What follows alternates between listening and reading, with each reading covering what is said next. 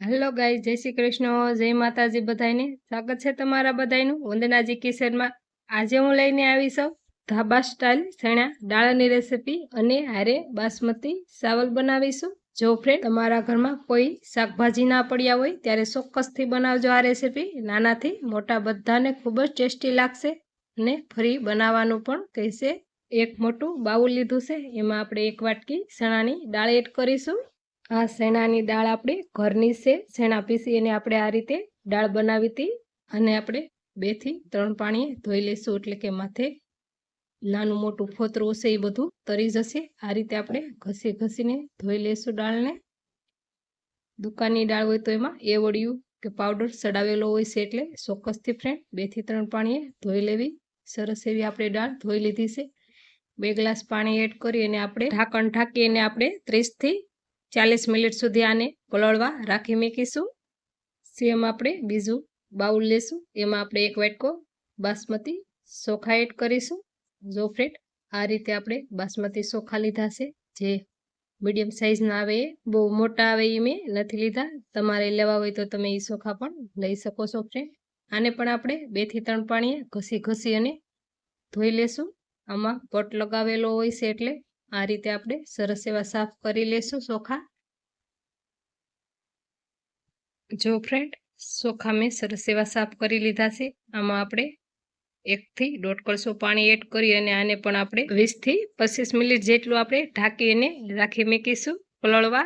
જો ફ્રેન્ડ તમારા ભાત સરખા ના બનતા હોય, લોંદો થઈ જતા હોય, તો આ રીતે પલાળીને ચોક્કસથી ટ્રાય કરશો, એટલે સરસ એવા છૂટા ભાત બનશે. 40 મિનિટ થઈ ગઈ છે અને સરસ એવી આપણી દાળ પલળી ગઈ છે. બધું પાણી નિતારી અને દાળ આપણે કુકરમાં એડ કરી દઈશું. દાળ આપણે પલાળી હતી થોડોક સમય, એટલે આમાં ઝાઝું પાણી નથી એડ કરવાનું. દાળ ઉપર 1 આંગળ જેટલું આપણે પાણી એડ કરવાનું છે ફ્રેન્ડ. આમાં આપણે ઝાઝા પાણીની જરૂર નહીં પડે. આમાં આપણે મસાલા કરીશું. અડધી ચમચી આપણે હળદર એડ કરીશું. સ્વાદ પ્રમાણે મીઠું એડ કરીશું. 1 આપણે તેજપત્તું એડ કર્યું છે. 3 થી 4 આપણે લવંગ એડ કરીશું. ઝીણી સુધારેલી કાશી ડુંગળી એડ કરીશું. 2 ચમચી ટમેટા એડ કરીશું. 2 ચમચી, અડધી ચમચી આદુ ખમણેલું એડ કરીશું. 1 ચમચી બારીક કટ કરેલી મરચી એડ કરીશું. અડધું પાવડું તેલ એડ કરીશું. ફ્રેન્ડ તેલની જગ્યાએ તમારે ઘી એડ કરવું હોય તો ઘી પણ એડ કરી શકો. આ રીતે આપણે તેલ કે ઘી એડ કરશું એટલે દાળ આપણી ઉભરાશે નહીં. બધું મિક્સ કરી અને કુકર ઢાંકી અને આપણે ગેસ બંધ કરી અને 3 થી 4 સીટી કરી લેશું. જો ફ્રેન્ડ 25 મિનિટ થઈ ગઈ છે. સરસ એવા આપણા ભાત પલળી ગયા છે. ભાતમાં આપણે બધું પાણી નિતારી અને કડાઈમાં લઈ લીધા છે. એમાં પણ આપણે મસાલા કરીશું. અડધી ચમચી આપણે મીઠું એડ કરીશું. 1 પાવડું આપણે તેલ એડ કરીશું. 1 આપણે તેજપત્તું એડ કરીશું. 4 આપણે લવિંગ એડ કરીશું. જે વાટકીના માપથી આપણે ચોખા લીધા હતા એ જ વાટકીના માપથી આપણે 2 વાટકી પાણી એડ કરીશું. જો ફ્રેન્ડ આ રીતે આપણે માપ સાથે બનાવીશું એટલે સરસ એવા આપણા ભાત છૂટા બને છે ફ્રેન્ડ. બધા મસાલા આપણે મિક્સ કરી અને ઢાંકણ ઢાંકી અને આપણે 10 મિનિટ સુધી આપણે ભાતને શેડવી લેશું. શરૂમાં આપણે ફૂલ ગેસ રાખવાનો છે. 1 ઉફાણ આવી જાય એટલે ધીમા ગેસે આપણે 10 મિનિટ સુધી ભાતને બફાવા દેશું, એટલે સરસ એવા આપણા ભાત ચડી જશે. જો ફ્રેન્ડ 10 મિનિટ થઈ ગઈ છે. હવે હું ચેક કરું છું. જો ફ્રેન્ડ સરસના આપણા ભાત ચડી ગયા છે. જો ફ્રેન્ડ તમારા ભાત છૂટા ના પડતા હોય તો આ ટ્રીક જરૂરથી યુઝ કરજો. અહીંયા આપણે ગેસ બંધ કરી અને ઢાંકણ ઢાંકી અને આપણે આને 5 મિનિટ આમનો પડ્યું રહેવા દેશું ગેસ ઉપર. જો ફ્રેન્ડ અહીંયા આપણી દાળ બફાઈ ગઈ છે. દાળ ચેક કરીશું આપણે.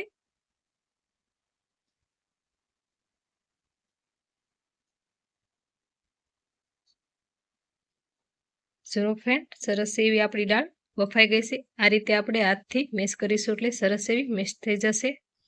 જો ફ્રેન્ડ 5 મિનિટ થઈ ગઈ છે. આપણે ભાતને નીચે ઉતારી અને જો ફ્રેન્ડ જાજી વાર ભાત આપણા સડી અને પડ્યા રહે તો લોંદો થઈ જતા હોય, એકબીજાને ચીપકી જતા હોય, એટલા માટે આપણે 5 મિનિટ કેડે આ રીતે હલાવી ચમચાથી અને આ રીતે આપણે છૂટા કરી લેવા ફ્રેન્ડ. ગેસ ઓન કરી પેન મૂકીશું. પેનમાં આપણે 3 પાવડા તેલ એડ કરીશું. તેલ ગરમ થઈ જાય એટલે આપણે 1 ચમચી જીરું એડ કરીશું. જીરું આપણું સરસ એવું સતળાઈ જાય એટલે હિંગ એડ કરીશું. થોડા એવા મીઠા લીમડાના પાન એડ કરીશું. લીલી કટ કરેલી ડુંગળી એડ કરીશું. બધા મસાલા મિક્સ કરી લેશું અને ડુંગળીનો સેજ એવો કલર ચેન્જ થાય ત્યાં સુધી સાતળી લેશું. ડુંગળી સતળાઈ જાય એટલે આદુ એડ કરીશું, લીલી કટ કરેલી મરચી એડ કરીશું. બંને વસ્તુ આપણે મિક્સ કરી થોડી વાર સાતળી લેશું. 1 થી 1.5 ચમચી જેટલો આપણે ચણાનો લોટ એડ કરીશું. ચણાનો લોટ શું કામ એડ કર્યો છે? કેમ કે આપણી દાળ પતલી પાણી જેવી બનતી હોય છે. આ રીતે આપણે ચણાનો લોટ એડ કરીશું એટલે સરસ એવી આપણી દાળ ઘોટ બનશે. ફ્રેન્ડ, મિક્સ કરી ચણાનો લોટ થોડી વાર આપણે કૂક કરી લીધો છે. હવે આપણે આમાં ટમેટા એડ કરીશું, બારીક કટ કરેલા. એને પણ આપણે થોડી વાર મિક્સ કરી લેશું અને સાતળી લેશું. હવે આપણે થોડી ચણાની દાળ એડ કરીશું, જે આપણે બાફેલી છે એને આ રીતે આપણે મેલ્ટ કરી લેશું. જો ફ્રેન્ડ, આ રેસીપી ગમતી હોય તો નવા આવ્યા હોય સબસ્ક્રાઈબ કરી લેજો, એટલે કે અવનવી રેસીપી જોવા મળશે. વંદનાજી કિચનમાં દાળ સરસ એવી મેલ્ટ થઈ ગઈ. મસાલા કરીશું. બાફવામાં આપણે મીઠું નાખ્યું હતું એટલે આપણે અહીંયા જાળવી અને મીઠું નાખીશું થોડુંક અમથું મસાલા પૂરતું. 1 ચમચી આપણે ચટણી એડ કરીશું. સરસ એવું બધું આપણે આ રીતે મિક્સ કરી લેશું. હવે આપણે બાફેલી બધી દાળ એડ કરી દેશું ચણાની. એને પણ આપણે મિક્સ કરી લેશું. જો ફ્રેન્ડ, જેટલી ક્વોલિટીમાં તમારે દાળ બનાવવી હોય એટલી ક્વોલિટીમાં તમારે પાણી એડ કરવું. મેં અહીંયા થોડું અમથું પાણી એડ કર્યું છે. સરસ એવું બધું હું મિક્સ કરી લઈશ અને આને 2 થી 3 ઉભરા આવે ત્યાં સુધી કૂક થવા દઈશ. આગળની પ્રોસેસ કરીશું. અહીંયા અમે તડકા પેન મૂક્યું છે, ગેસ ઓન કરી એમાં આપણે 2 પાવડા તેલ એડ કર્યું છે. તેલ ગરમ થઈ જાય એટલે 2 મરચી એડ કરીશું. હાંડેલું લસણ એડ કરીશું 1 ચમચી. લસણનો કલર ચેન્જ થઈ જાય ત્યાં સુધી આપણે ધીમા ગેસે સાતળી લેશું. સરસ એવો કલર ચેન્જ થઈ ગયો છે. હવે આપણે આમાં 1 ચમચી કાશ્મીરી મરચું એડ કરીશું. એને પણ આપણે સરસ એવું મિક્સ કરી અને તડકો લગાવીશું દાળમાં. આ રીતે તડકો લગાવીશું એટલે ખૂબ જ સરસ એવો લસણનો ફ્લેવર બેસે છે દાળમાં. તડકો લગાવી તરત જ આપણે ઢાંકણ ઢાંકી દઈશું. સરસ એવો આપણો ફ્લેવર બેસી જશે દાળમાં. ઉપરથી આપણે લીલા ધાણા એડ કરીશું. ધાણા આપણે સરસ એવા દાળમાં મિક્સ કરી લેશું અને આપણે સર્વ કરીશું એક પ્લેટમાં. જો ફ્રેન્ડ, સરસ એવા આપણા ભાત છૂટા છૂટા બન્યા છે.